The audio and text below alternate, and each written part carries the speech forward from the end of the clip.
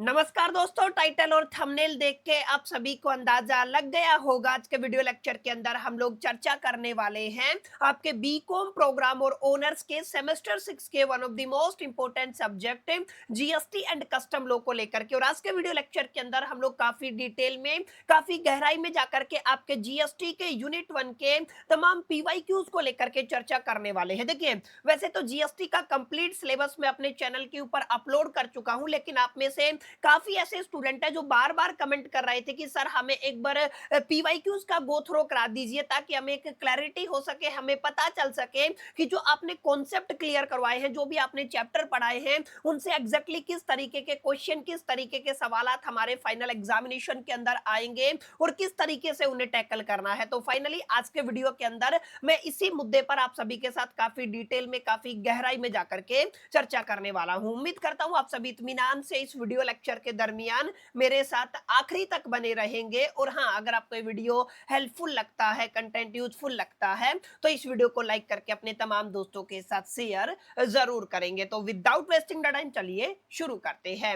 My dear friend, ध्यान दीजिएगा, आज के वीडियो लेक्चर के अंदर हम लोग कंप्लीट यूनिट 1 को लेकर के, यानी कि जो आपका पहला यूनिट है उसको लेकर के चर्चा करने वाले हैं। अब यूनिट के अंदर अगर आप लोग देखेंगे, कायदे से 4 चैप्टर आपको पढ़ने होते हैं। सबसे पहले वाला आपका चैप्टर होता है इनडायरेक्ट टैक्सेस इन इंडिया। काफी किताबों में इसको प्री जीएसटी एरा के नाम से पढ़ाया जाता है। ये आपका पहला चैप्टर होता है। सेकंड चैप्टर के अंदर आप लोग जीएसटी का इंट्रोडक्शन देखते हैं। थर्ड चैप्टर के अंदर माय डियर फ्रेंड्स आप लोग रजिस्ट्रेशन पढ़ते हैं। और फोर्थ चैप्टर के अंदर आप लोग एग्जम्पशन पढ़ते हैं। माने ध्यान दीजिएगा, जीएसटी का जो स्ट्रक्चर है ना, वहां पे आपको 2 अलग अलग चैप्टर पढ़ने पड़ते हैं। एक आपका चैप्टर नंबर 1 होता है, एक आपका चैप्टर नंबर 2 होता है। कुल मिलाकर के आप लोग मोटा मोटा कह सकते हैं, सर जो आपका जीएसटी का यूनिट 1 है, वहां पर कितने आपके चैप्टर मिलकर के यूनिट 1 कंप्लीट होता है? सर 4 चैप्टर मिलकर के यूनिट 1 कंप्लीट होता है। आई होप कि आपने चारों चैप्टर अच्छे से लगा लिए होंगे। अब देखिएगा, 1 बाय 1 करके हम लोग उन तमाम पीवाईक्यूज को डिस्कस करने वाले हैं जिनके इस बार आपके फाइनल एग्जामिनेशन के अंदर आने की प्रोबेबिलिटी, पॉसिबिलिटी, संभावना बहुत ज्यादा रहने वाली है। एक और चीज मैं आपको क्लियर कर देता हूं, यहां पर हम लोग कोई डिटेल्ड सेशन कंडक्ट नहीं करने वाले हैं। हम केवल और केवल पीवाईक्यू क्वेश्चन को गो थ्रो करेंगे। अगर आप लोग चाहते हैं इन तमाम पीवाईक्यूज को लेकर के मैं एक वन शॉट अपलोड कर दूं, जहां पर मैं आपको समझा दूं कि एग्जैक्टली किस तरीके के क्वेश्चन और उनके आंसर को कैसे फ्रेम करना है, तो डेफिनेटली आपको इस वीडियो के कमेंट सेक्शन के अंदर कमेंट करना है। अगर मेरे को अच्छा खासा रिस्पॉन्स आप सभी का मिलता है, तो मैं आप सभी के लिए एक आपका डेडिकेटेड सेशन बना दूंगा यूनिट वाइज, जहां पर हम लोग तमाम पीवाईक्यूज के आंसर को एक साथ डिस्कस कर लेंगे। बहरहाल आप ध्यान दीजिएगा, अगर आप लोग यहाँ पे बात करते हैं, सर सबसे पहला जो क्वेश्चन है ना, जो अक्सर आपके फाइनल एग्जामिनेशन के अंदर पूछा जाता है, वो आपके चैप्टर नंबर 1 से पूछा जाता है। देखिए, 2 तरीके के आप सभी ने टैक्स पढ़े थे, एक आपका डायरेक्ट टैक्स था, एक आपका इनडायरेक्ट टैक्स था। तो ध्यान दीजिएगा, यहां पर अक्सर आपके फाइनल एग्जामिनेशन के अंदर डायरेक्ट और इनडायरेक्ट टैक्स से एक क्वेश्चन पूछा जाता है। जैसे अगर आप लोग स्क्रीन पे देख पा रहे होंगे, ये वाला क्वेश्चन है, आपको डिफरेंस बताना है आपके डायरेक्ट और इनडायरेक्ट टैक्स के बीच में। सर आपका एक डायरेक्ट टैक्स है, एक इनडायरेक्ट टैक्स है, दोनों के बीच में बुनियादी फर्क क्या है? ये सवाल अक्सर आपके फाइनल एग्जामिनेशन के अंदर आता है, जिसको हम लोगों ने ऑलरेडी अपने चैप्टर 1 के अंदर कवर कर लिया था। दूसरा जो क्वेश्चन आपके फाइनल एग्जामिनेशन के अंदर अक्सर पूछा जाता है, ध्यान दीजिएगा, काफी इंपॉर्टेंट क्वेश्चन है, which government bodies control and administer the direct tax and the indirect tax. देखिए, एक आपका डायरेक्ट टैक्स हो गया, एक आपके इनडायरेक्ट टैक्सेस हो गए। ये डायरेक्ट टैक्सेस की एक अलग कैटेगरी है, इनडायरेक्ट टैक्सेस की एक अलग कैटेगरी है। अब डायरेक्ट जितने भी टैक्सेस है, उनको कंट्रोल करने के लिए और एडमिनिस्टर करने के लिए आपकी एक बॉडी बनाई गई है। इसी तरीके से अगर आप लोग देखेंगे, इनडायरेक्ट टैक्सेस के अंदर आपको एक बॉडी देखने को मिलेगी। तो आपको इस पर्टिकुलर क्वेश्चन के अंदर उन्हीं बॉडीज को लेकर के काफी डिटेल में, काफी गहराई में जाकर के एक्सप्लेनेशन देना है। जैसे अगर आप लोग बात करते हैं यहाँ पे डायरेक्ट टैक्सेस के अंदर, तो डायरेक्ट टैक्सेस के अंदर हमारे पास सीबीडीटी होता है। सीबीडीटी मतलब आपका central board of the direct taxes होता है। इसी तरीके से आपका इनडायरेक्ट टैक्सेस के केस में आपका एक टॉप मोस्ट अथॉरिटी होता है। ठीक है ना, हम सब ने इन तमाम मुद्दों पर काफी गहराई में जाकर के चर्चा कर लिया। तो देखिएगा, इस तरीके का क्वेश्चन आपके फाइनल एग्जामिनेशन के अंदर फ्रेम हो सकता है। और ये आपके वो टॉप पीवाईक्यू हैं जो अक्सर आपके पिछले 10 साल की जर्नी के दरमियान दिल्ली यूनिवर्सिटी के अंदर काफी टाइम रिपीट होते हुए दिखाई दिए हैं। ठीक है, तो कितने क्वेश्चन हो गए सर? आपके 2 क्वेश्चन हो गए हैं। अब यहाँ पे उनका कंप्लीट एक्सप्लेनेशन है, हम लोग इसको वन शॉट के अंदर कवर कर लेंगे। अब ध्यान दीजिएगा, अगर आप लोग आगे बात करते हैं, तो हमने पहले चैप्टर के अंदर ही आपका एक वैल्यू एडिड टैक्स पढ़ाया था, वेट जिसको आप लोग क्या कहते हैं, वैल्यू एडिड टैक्स। तो ये वाला क्वेश्चन आपको वैल्यू एडेड टैक्स से ही देखने को मिलता है। वेट होता क्या है, आपको एक्सप्लेन करना है एग्जाम्पल की हेल्प से। देखिए काफी अच्छा क्वेश्चन है, किसकी हेल्प से, एग्जाम्पल की हेल्प से आपको क्या करना है, आपको वेट को एक्सप्लेन करना है। तो वेट से रिलेटेड एक सवाल अक्सर आपके एग्जामिनेशन के अंदर पूछा जाता है।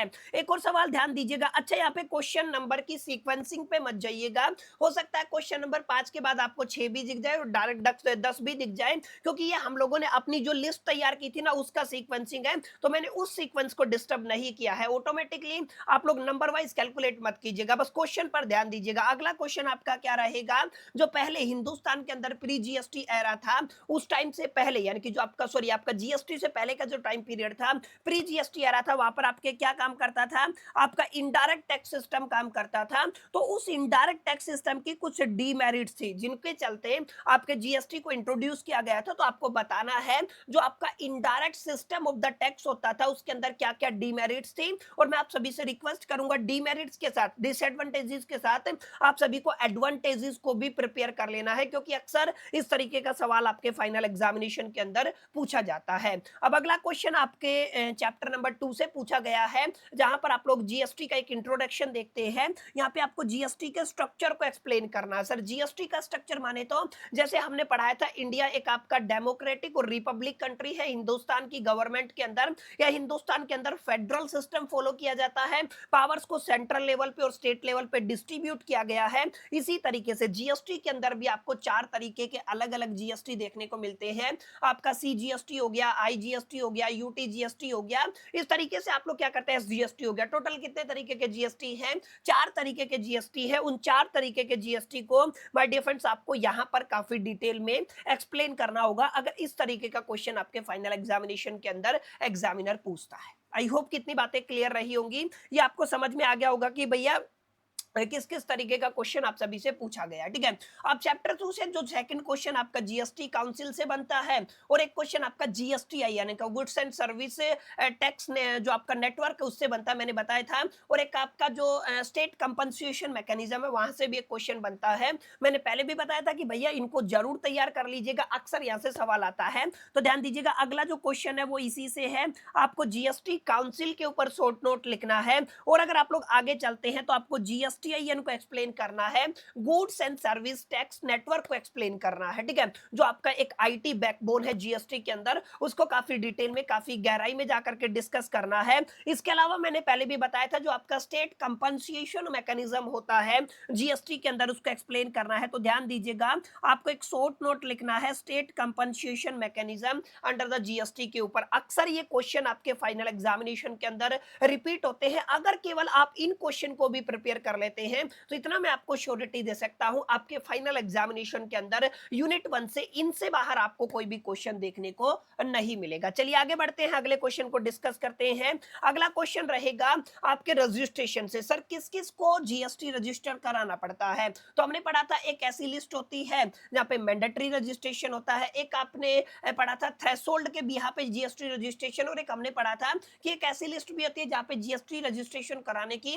कोई कंपल्सेशन नहीं होता है। यहाँ पे पूछा गया है किन किन लोगों को जीएसटी रजिस्ट्रेशन लेने की जरूरत है, तो आपको यहाँ पे थ्रेशोल्ड के बिहाफ पे भी आपको बताना पड़ेगा, यानी कि on the basis of the threshold भी बताना पड़ेगा। और हमने एक कंपल्सरी रजिस्ट्रेशन वाला केस पढ़ा था, उसको भी आपको यहाँ पे एक्सप्लेन करना है। अक्सर यहाँ से एक क्वेश्चन आपके फाइनल एग्जामिनेशन के अंदर देखने को मिलता है। आई होप कितनी बातें क्लियर रही होंगी। अब लास्ट एंड फाइनल क्वेश्चन, थोड़ा सा लेंथी क्वेश्चन है, यहाँ पे आपको मल्टीपल पार्ट्स देखने को मिल जाएंगे, लेकिन एग्जामिनेशन के पॉइंट ऑफ व्यू से काफी अच्छे क्वेश्चन रहने वाले हैं। ध्यान दीजिएगा, यहाँ पे शॉर्ट नोट से रिलेटेड क्वेश्चन आपके फाइनल एग्जामिनेशन के अंदर पूछा जाता है। आपको रूल 9 को एक्सप्लेन करना है। रूल 9 का मतलब क्या होता है?